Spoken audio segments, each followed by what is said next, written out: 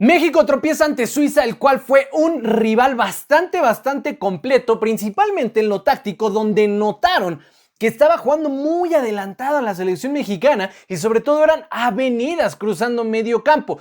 ¿Esto a qué me lleva a pensar? Que este tipo de juegos son los que se necesita tener siempre para la selección mexicana. Rivales en donde tienes, digamos, contacto con 3, 4 jugadores que están en equipos top, otro tipo de fútbol a lo que te vas a enfrentar, digamos, de tu nivel para arriba. Ojalá que siempre se puedan dar. Pero ahorita lo vamos a analizar tácticamente. Antes te voy a dejar el top de los mejores y los peores jugadores que nosotros elegimos en este partido. Chécalo bien. Vamos con lo mejor, en donde ponemos a Fabian Rieder, Gregor Kobel y Raúl El Tala Rangel, 2 de Suiza, 1 de México. En lo peor ponemos a Emilio Lara, Carlos Rodríguez y César Montes, los 3 de México.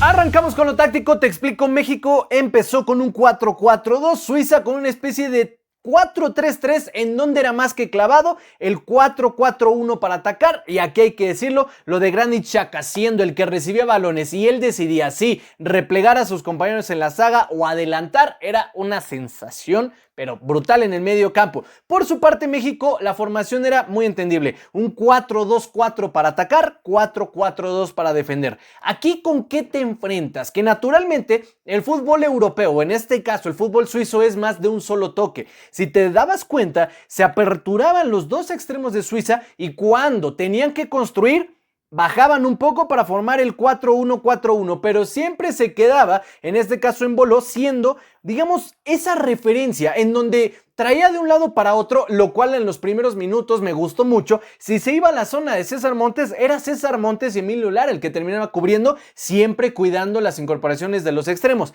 Si se iba para el costado de Chiquete Orozco, era algo similar con Mateo Chávez. ¿Qué empieza a suceder? Que cuando México se va al ataque, sí, naturalmente Piojo y Chino Huerta subían bastante bien, se quedaban Eric Lira y Charlie Rodríguez, en donde trataban de emular un poquito algo, digamos, similar a lo que estaba haciendo Suiza. Eric Lira quedándose un poco más pegado al centro y Charlie Rodríguez botándose para cualquier rebote. Al principio los ganaban. ¿Qué hizo Suiza? Perfecto. Bajo un poquito más a mi medio campo. Poblo esta zona en donde Charlie Rodríguez ahora tenía que competir con hasta 3 porque Eric Lira tenía que frenar las incorporaciones y entonces bajaban, obviamente Emilio Lara y Mateo Chávez subían para cubrir ya que solamente había un jugador que era en Boló cubierto por los dos centrales y aquí a un solo toque empezaban. Si por aquí se perdía algún balón, en Boló era el que de inmediato salía. Fabian Rieder también empezaba a hacer lo suyo, es decir, corrían, les ganaban ni siquiera las espaldas, corrían a la misma altura de los extremos o de los laterales mexicanos y naturalmente como ya tenían la jugada pensada o se iban por carriles externos o casi siempre era por carriles interiores, por los 3 carriles. De un solo toque quedaban mano a mano y fue justamente en esa situación cuando cayó el primer gol.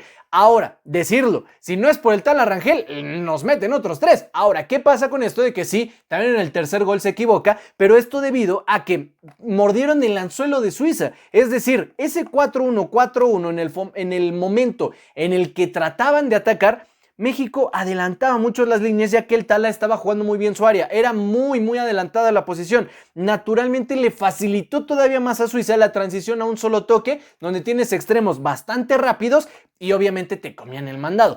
¿Qué sucede por parte de México? Sí, ya en el segundo tiempo cuando empata fue en medio de un rebotador en donde Akanji no sabía ni dónde meter sus pies, Gregor Kobel que venía en un plan tipo muralla y entonces aquí le queda el rebote a Santi y bien, cae el 1-1. ¿Qué pasa con esto? Se viene una ola de cambios en donde ya entró Alexis Vega, de igual manera empezaron a generar más movimientos en el sector con Orbelín Pineda y demás, entró Edson y todo estuvo un poquito más equilibrado, pero se hizo un juego un poquito más amplio. Cuando, repito, Suiza te estaba atacando por carriles centrales como señuelos por estos costados y fue justamente en esa situación donde Emilio Lara se terminaba equivocando también en algunas ocasiones y ahí al regalar balones dejas mal parada tu defensa, empiezan a generar más espacios por las incorporaciones de los jugadores suizos y naturalmente te iban a comer. ¿Qué hizo México? Juntar líneas.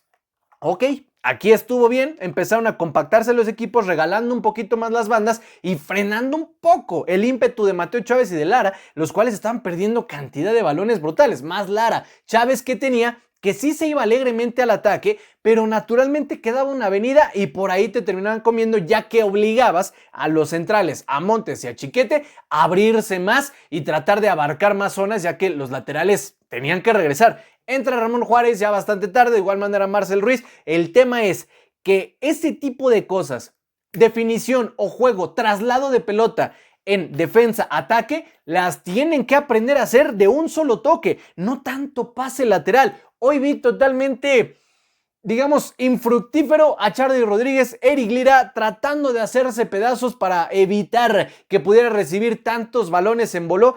Cuando menos por carriles centrales, por aire era claro que Chiquete y César Montes lo tenían que hacer, pero Charly creo que si bien es un grandísimo jugador en la selección, no termina de dar ese saltito de calidad que de repente se le pide. Vega entró, lo de Sepúlveda, ese pase filtrado fue una chulada. ¿Por qué? Porque se hizo a un solo pase el movimiento.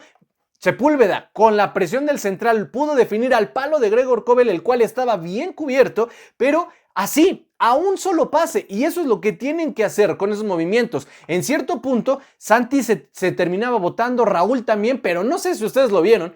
En el primer tiempo me cansé de ver a Raúl Jiménez tratando de conectar todos sus pases con taquito. O sea, así no es. A veces tienes las opciones más en claro. Piojo Alvarado tuvo opciones también de dar pase, trataba de generar tiros de media distancia, pero creo que hay cosas que trabajar y naturalmente creo que el 4-4-2 sí es una opción. Ya se mostró que sí funciona, pero me encantaría ver esa central o esa contención entre Eric Lira, Edson Álvarez y que ambos subieran, ambos bajaran, no dejar a un solo contención ahí fijo, sino tratar de generar equilibrio, más porque Suiza de repente te puso a 3 mediocampistas contra un solo interior y un solo contención. Naturalmente iba a ser complicado frenar esos ataques de los suizos. Ahora, ¿te comieron el mandado? Sí, repito, el tal Arrangel se equivocó en el tercer gol, sí, definitivamente, pero prueba de los grandes huecos que se quedaron fue el cuarto gol, bombeadito, llegan los dos centrales a cerrar porque había una avenida y con eso se define el 4-2. Hay muchas cosas que trabajar, particularmente no tanta lateralidad, más intención de primera, más jugadas con y sin balón, y creo que hay cosas positivas, porque dentro de todo sí, el marcador es muy abultado, hubo destellos de México que parecía estaban emparejados, pero estos son los juegos que sí o sí se tienen que aprovechar. Es lo que nosotros vimos en este partido. Si tú quieres agregar algo más a este análisis, todo lo que pienses déjalo en la cajita de comentarios.